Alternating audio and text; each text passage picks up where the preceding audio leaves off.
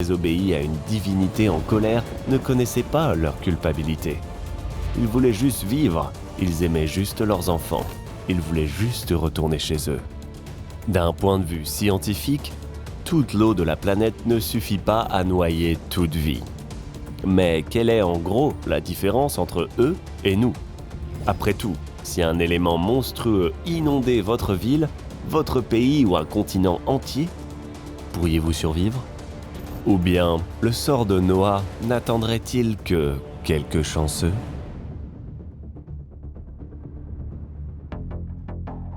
Cela s'est passé le matin du 26 décembre 2004, 100 miles à l'ouest de l'île de Sumatra. Des millions d'années avant ce jour, une ancienne confrontation entre géants était passée inaperçue.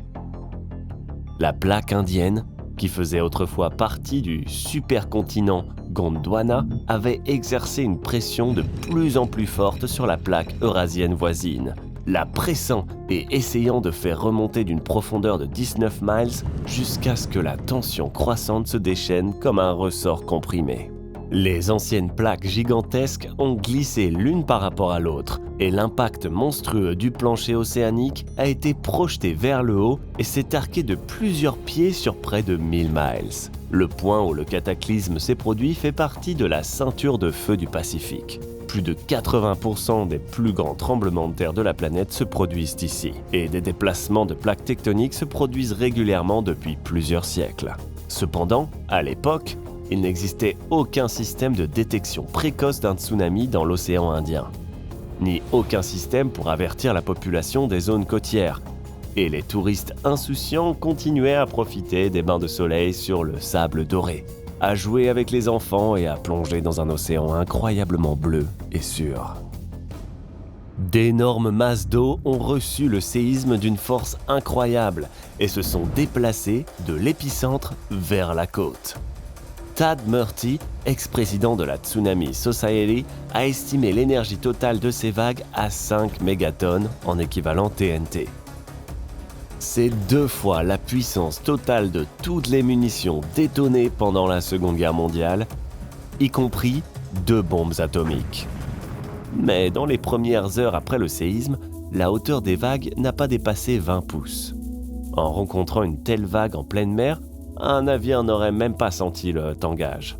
Mais lorsque le front de la vague a commencé à ralentir sur les eaux côtières peu profondes, la hauteur de la vague a fortement augmenté à chaque instant. Au moment où les habitants de la côte et les touristes ont vu la vague incroyablement monstrueuse et ont réalisé qu'elle apportait la mort à tous les êtres vivants, sa hauteur avait atteint 50 pieds, 15 mètres. Ce monstre aquatique a frappé un coup inattendu sur les côtes de l'Indonésie, Sri Lanka, Inde, Thaïlande et d'autres pays. Les personnes qui se détendent sur le sable chaud sous le soleil brûlant, qui dorment sous l'air conditionné de leur chambre, qui font leur choix sur le menu avant le petit déjeuner dans un restaurant local, ont toutes été prises au dépourvu. Dans les premières secondes, le mur d'eau gris foncé a démoli la plage de chaises longues et de parasols avec facilité, sans aucune résistance. Et en 1 minute ou 2, il écrasait des viaducs, projetait les voitures, détruisait le métal et le béton fabriqués par l'homme.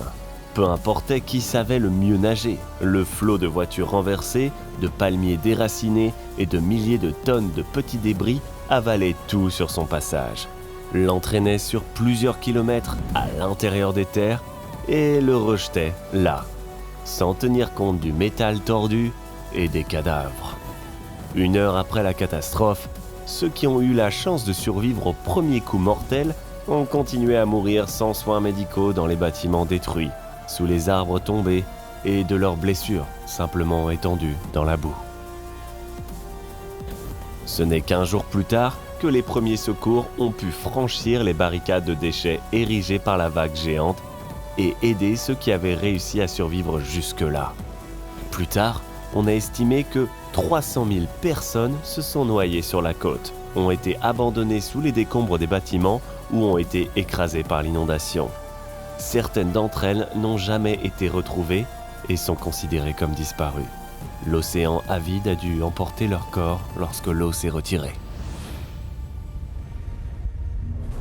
C'est une terrible tragédie, mais il semble qu'un tel tsunami ne puisse menacer toute l'humanité, seulement certaines régions. Mais que faire si la source de la vague n'est pas un tremblement de terre, mais quelque chose de plus terrible? Il s'agit de l'ancien cratère Chicxulub. Sa taille monstrueuse est de 112 miles de diamètre. Et sa profondeur originelle atteint 12 miles. Il s'est formé il y a près de 67 millions d'années lorsqu'un astéroïde de plus de 6 miles de diamètre s'est écrasé à grande vitesse sur la péninsule que nous connaissons sous le nom de Yucatan. La puissance d'impact de l'astéroïde est estimée à 100 tératonnes en équivalent TNT, ce qui correspond exactement à 1 million des tremblements de terre de l'océan Indien. Que diriez-vous de la taille d'un tsunami de 60 pieds de haut, 50 mètres, ou 330 pieds 100 mètres? Il est difficile d'imaginer les conséquences de vagues qui pourraient balayer des continents d'un bout à l'autre de la planète. Mais une chose est sûre, les survivants seraient peu nombreux. Et il n'est pas garanti que, dans les conditions de leur nouvelle vie, ils soient heureux. Et maintenant, regardez bien. Après tout, l'astéroïde est juste tombé sur le rivage et le volume d'eau projeté était en fait très faible. S'il est tombé en pleine mer, par exemple dans la fosse des Mariannes, dont la profondeur correspond exactement à la taille de l'astéroïde, comme s'ils avaient été créés l'un pour l'autre, nous serions dans la même situation que les dinosaures. Oui, un tsunami est une monstrueuse catastrophe mortelle. Mais son impact est instantané, et ensuite, l'humanité a le temps de reprendre des forces et de prendre certaines mesures. Par exemple, construire un système de détection précoce des tsunamis pour une évacuation rapide des zones côtières. Mais il peut y avoir des scénarios d'inondation plus terrifiants, lorsque le niveau de l'eau monte pendant une longue période, voire pour toujours. En 2015, les experts de la NASA ont montré que le niveau de l'océan mondial augmente plus vite que prévu, et que dans les décennies à venir, il s'élèvera de 3 pieds. Si la tendance au réchauffement se poursuit, les glaciers des pôles de notre planète continueront à fondre, et le niveau de l'océan mondial ne cessera de monter, car toute la glace de la planète se transformera en liquide. Voici une carte des continents dans ce futur. Au premier coup d'œil, il peut sembler que les terres qui s'y trouvent sont les mêmes qu'avant. Mais lorsque nous approchons de l'Asie, l'ampleur de la tragédie devient évidente. D'énormes villes comme Kolkata et Shanghai, avec une population combinée de près de 19 millions de personnes, seront englouties par l'océan. La véritable catastrophe se produira dans les zones densément peuplées de l'Asie du Sud-Est, en Chine, au Bangladesh, en Indonésie. Des territoires comptant plus d'1 milliard d'habitants seront cachés sous l'eau. La réduction annuelle des terres posera de nouveaux défis à l'humanité. La superficie des terres arables sera réduite et il n'y aura plus assez de nourriture pour l'humanité. Les nouvelles étendues océaniques augmenteront l'humidité de l'atmosphère par leur évaporation et les pluies éternelles inonderont les villes surpeuplées des continents. Mais il y a aussi une bonne nouvelle. La montée des eaux et l'inondation des terres se feront sur une période de plusieurs décennies, voire plusieurs siècles. Et nous aurons la possibilité de faire quelque chose à temps pour assurer la possibilité de survie sur un territoire plus petit.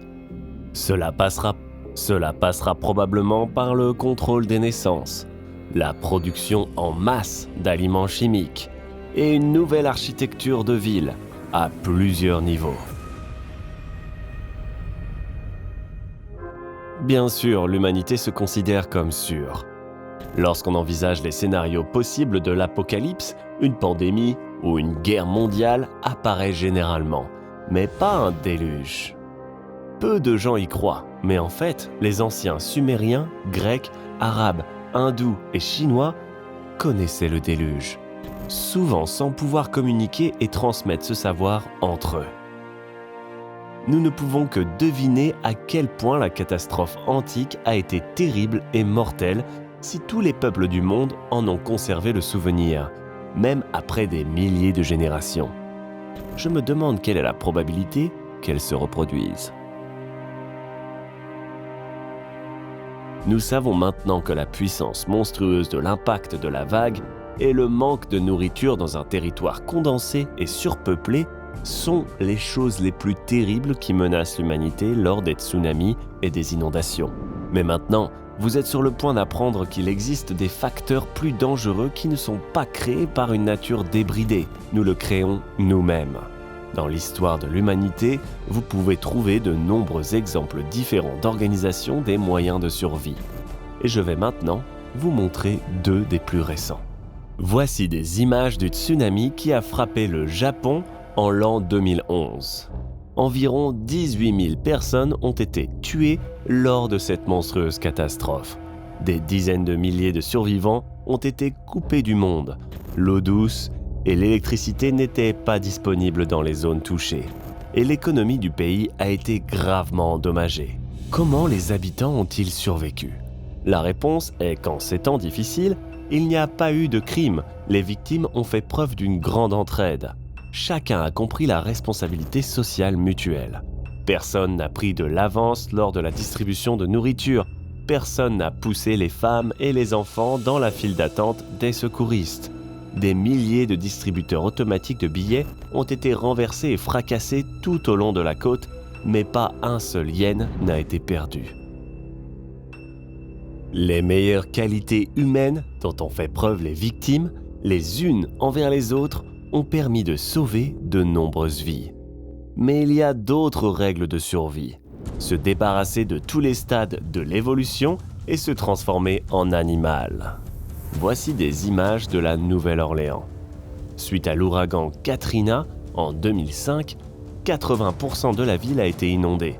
La plupart des habitants ayant été évacués à l'avance, la vie des personnes restantes n'était objectivement menacée par rien, sauf par d'autres personnes. Des bandes de pillards sur des bateaux se sont d'abord emparés des armureries, puis des bijouteries. La ville a été prise par une vague. Non, pas un tsunami, mais une vague de violence humaine. À peine 2 semaines plus tard, les principales valeurs humaines dans la ville capturées étaient la nourriture et les femmes, comme il y avait des dizaines de milliers d'années. C'est au point que la police n'a pu entrer dans la ville pour rétablir l'ordre avec le soutien de la garde nationale. Donc, si nous voulons être prêts pour l'apocalypse, qu'il s'agisse d'une inondation ou de toute autre catastrophe, nous devons commencer non pas par les réserves de carburant et de nourriture, non pas par la capacité à chasser et à obtenir de l'eau. Tout d'abord, nous devons nous demander: des personnes qui ont construit une civilisation avec le soutien de leur propre espèce ou des prédateurs qui survivent aux dépens des faibles? Partagez votre opinion dans les commentaires, mais rappelez-vous, la vérité sur nous-mêmes, nous ne la prenons qu'en pratique, et elle peut nous surprendre.